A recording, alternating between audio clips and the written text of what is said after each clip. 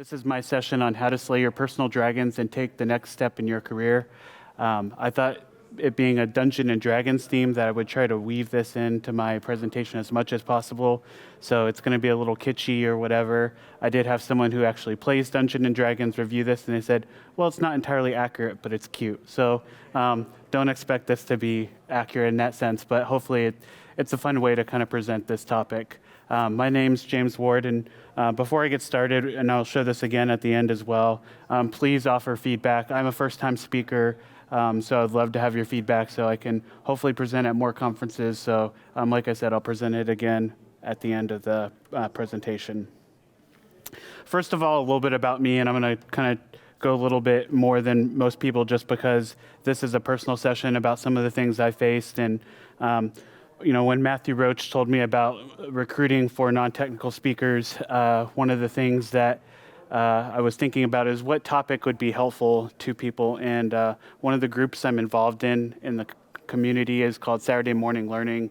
And one of the things that we've been talking about is the imposter syndrome and just kind of, how different experiences each of us have felt has impacted us in our career decisions and where we go next. And so that kind of helped drive where I wanted to take this presentation. So I'm going to use some experiences of my own and then point to some other people who have had similar experiences.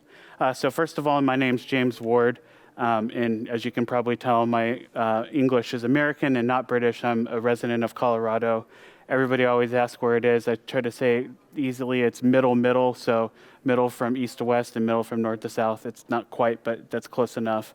And currently my job is a senior IT architect over MDM. Specifically, Prophecy is what I use at Protective Life. I also work with our Power BI admin team because in a previous role, I helped start a Power BI program and grew it pretty big for a healthcare company. So a little bit about my background. I started out finance and accounting. I had a finance real estate degree and graduated in 2007, which if you know anything about the American financial system in 2007, that's when real estate specifically caused the whole stock market and economy to crash. So I was like, oh, yay, I'm graduating with this completely useless degree. So it took me a little bit to get into the working world, and I finally got in healthcare and built my career there. And I started off as I started off in another role, but my first kind of major role was a financial analyst role. And that's when I really started working with data, back in when we had CRT monitors, and I was using business objects, and I just really enjoyed making the reports and working with our financial leadership teams to go over all the data and try to explain all the key performance indicators and things like that. And so from there, I stayed in healthcare and moved into a developer role. I didn't even know what architect's role was before I got into my career. If you would have asked me what an architect was, I would have said there's someone that helps build houses because that's the only architect I knew. But then in my last job, I was mentored under an architect and really found that to be exciting. And so that's where I've kind of transitioned into the architect role. So you can see with my professional interest, currently master data management. I do a lot with that in my current role. And then I also love Power BI and analytics. Power BI specifically, it's such a fun community and the product changes so much. So you'll find me there no matter what my day job is doing. And then being in Colorado, I absolutely love hiking and being outdoors. As you can see with me being here, I love traveling. And I am a very avid cook. I think my recipes are good. My friends don't complain, so that's that.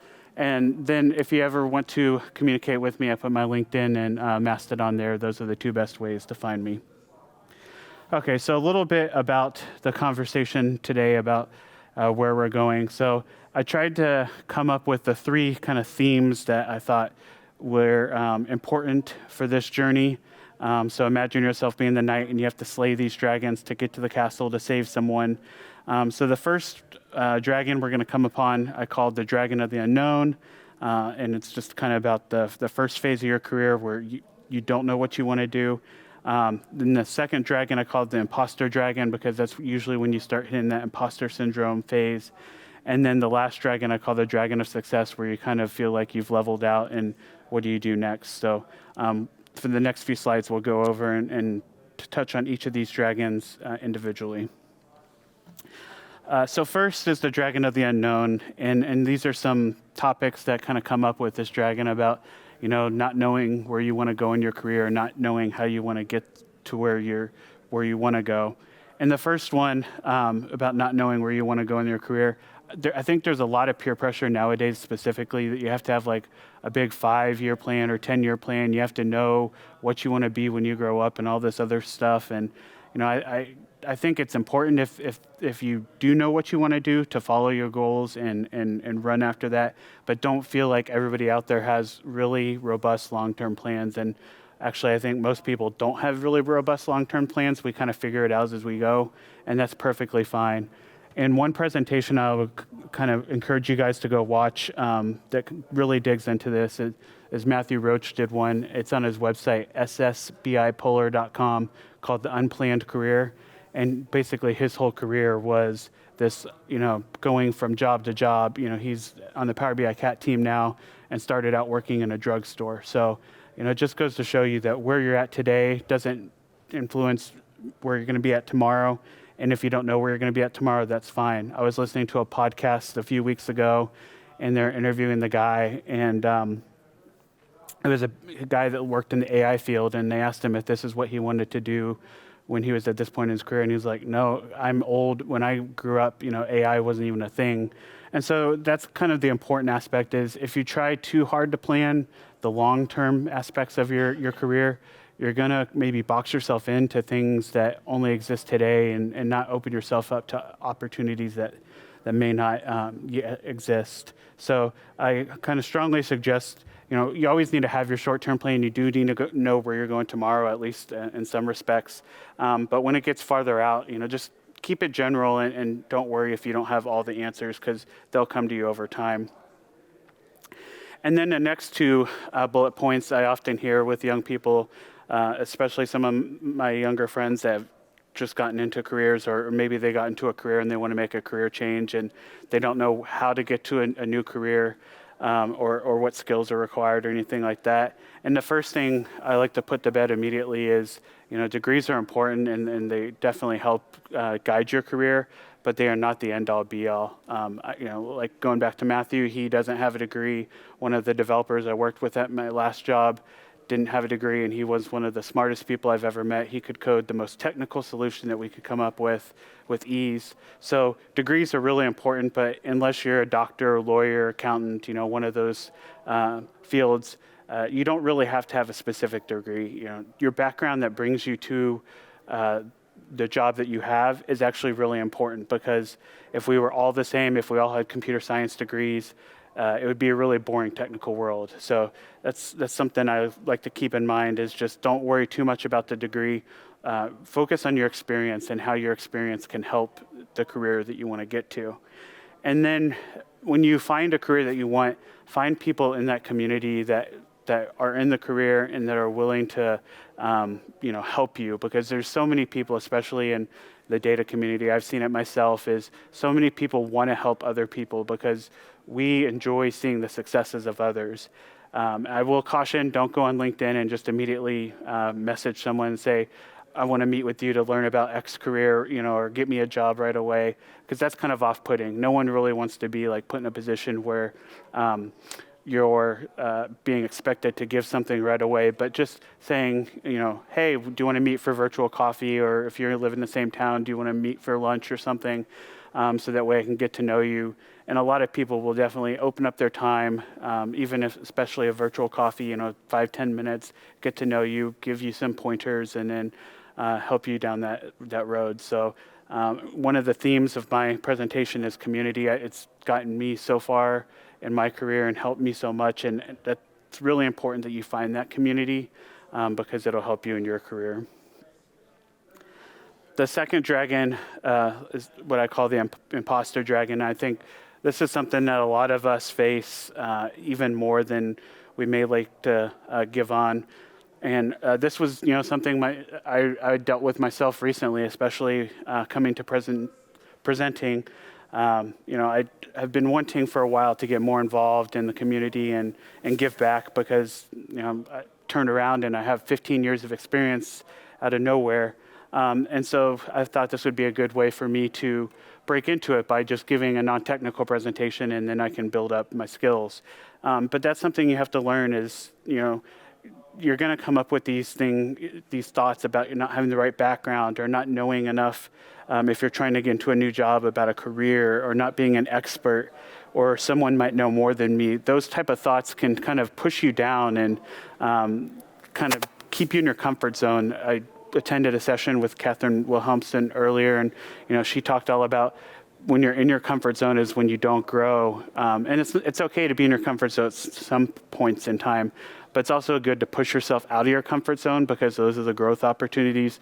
Those are the times when you're going to make those leaps. And even if it's just a little small piece of growth, a lot of the small pieces of growth add up over time. So that's a really good thing for people to realize is maybe your company has like a lunch and learn, and they need people from the community to present. It may just be a 5-minute presentation on some small thing that you learned that's cool, but that one small 5-minute opportunity will grow you over time. So don't be afraid to get out there and present or reach out and help other people. And then one thing I've heard a lot, especially around presenting technical items, is not being an expert, or someone might know more than me. I thought this was really interesting with Guy in a Cube, Adam and Patrick. They were interviewing Alberto Cairo, who's a visualization professor in Miami. And if you know anything about visualization, he's trained up a lot of the people that work in the news media and whatnot and create all those really fancy graphics. And someone called them an expert. And all three of them were like, no, we're not experts. There's so much about this career field and topic area we don't know. And that really, hit me pretty hard, that someone with three people with so much experience don't consider themselves experts. And I think that's part of the mindset of people who have kind of grown past the imposter syndrome, is they know that there's no end. There's no you've learned everything, we're done, you can move on. That you're constantly learning on your journey. I also was watching some videos from the Women in Tech, and Leslie Andrews was interviewing someone, and there was something came up about someone in the audience maybe knowing more than her. And she's like, no, I want people like Bob Ward to come sit front and center at my presentation, because then when someone asks a really hard question, I can point to him and say, hey, can you answer that? And, that's a good way to think of it. I love when people take these type of situations and flip it on its head. Brent Ozar is another person that did this recently. Someone called him out about how he didn't know something in SQL Server.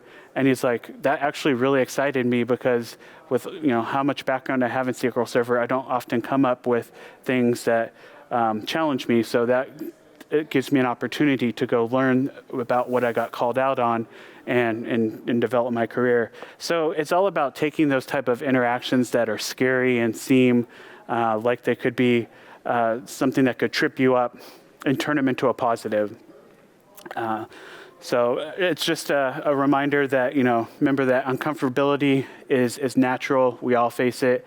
Even the people that get on stage and present at every conference, if they said that they had, felt completely comfortable every presentation, they're lying to you. It's something that we all face, but it's about kind of pushing through, gaining that experience, and then learning from each time you do something and moving forward. So then you get past that point of your career, and this is something that you start to see towards the late stage of your career, and I know we've all seen it with either ourselves or others, but I call this the dragon of success. As you get to that point where maybe you're at the top of your technical ladder, and especially in smaller companies that aren't tech companies, they may only have a junior and a senior role, just two roles, and that's it. And how is that supposed to span all the knowledge you've learned? It kind of puts a hamper on your growth. And so, where do you go from here, and how do you level up your career still when you've kind of hit that senior role and maybe you've even hit the top of your pay bracket? And there's often this, misconception that you have to go into management to move up. So the first thing is, management is great for people who love that and want to develop that skill set of working with people, helping people grow, especially from an HR standpoint where you're, judging them based off different qualities and stuff like that. But there's a lot of us who don't want that or aren't ready for that in our career. And it's okay to not go into management. I think that's one of the things that a lot of people need to hear, because if you're a really good technical person and you go into management, I've seen it set people back so many years because they just get so disillusioned. So don't force yourself to go into a place where you don't feel comfortable, where you don't feel like it's an area of success. You can still demonstrate leadership. There's lots of opportunities out there, especially for mentorship. Like I was saying, you can do it within the community, but you can also do it within your organization. You can be the one that helps the new employees come on and, you can teach them what they need to know and kind of take them from there, but then you don't have to worry about grading them at the end. You can leave that to the manager. There's so many opportunities like that where you can demonstrate that leadership without being the HR manager. And then there's also opportunities when you've grown to a point where maybe you're stale and you can't progress upwards. Maybe you can do sideways. So I've seen a lot of people recently, whether they're in like the visualization, Power BI side, go back over the SQL and learn some more development, or vice versa. Just because you've done one thing your whole career doesn't mean that there's not another part of the tech stack that you can't open yourself up to. And maybe you don't do a formal job change, but you maybe do a cross-functional project and you take on some of the work that normally would not be under your purview. There's a lot of ways to grow in that sense where you can take smaller steps and still feel challenged. One of the things I learned, and I was watching a podcast or listening to a podcast over the pandemic, especially over burnout, is they said burnout is often misconstrued to be somebody who works too much. But the research shows that if you work a whole lot on something you love, you may get tired and you may get fatigued, but you're less likely to burnt out than if you work like a regular, in America, it's a 40-hour work week, and on something where you hate or you're not challenged. And the whole part of that is the human body is just made to want to do more and want to have some sort of challenge and just not have monotony. So that's one thing to just keep in mind once you get to that point where maybe you still have 10 years left in the workforce or whatever, just to keep yourself moving in a direction, whether it's certifications or learning about the other skill sets available. So lastly, just want to recap on some of the points that we've talked about. I can't preach enough about how much community is important. If there's a community that's already available, which in the data area, there's communities all over the place, join that community. If there's not one, build that community and leverage the people in that community. I have not met someone in some of the smaller communities. Like I said, I'm part of Saturday Morning Learning, which grew the Guy in a Cube videos. Everybody there wants to be there. They're there to help other people. I got to meet some of them for the first time at this event. It's just such a cool feeling knowing that you have people behind you and rooting for your success. And next, and I don't want to harp too much on this since we just talked about it, but just keep challenging yourself and embrace the unique professional experience that got you where you are. I always hear people after we give presentations in our local, in our corporation, with Power BI. Sometimes I'll do it. Sometimes users will do it. And sometimes the one where a brand new user presents something is the most watched or reviewed. And it's because the newer users want to learn from someone that's like them. So if you have an experience that's different, maybe, my last job, we had a lot of clinical people come in to the IT side that wanted to diversify their career. Leverage that unique personal experience that you bring, because there's someone else in the community that I guarantee has that same background, and they're looking for someone to talk to them in the language and the culture and just the mannerisms that are the same. So don't write yourself off because you don't think you have the right experience. Leverage that unique experience.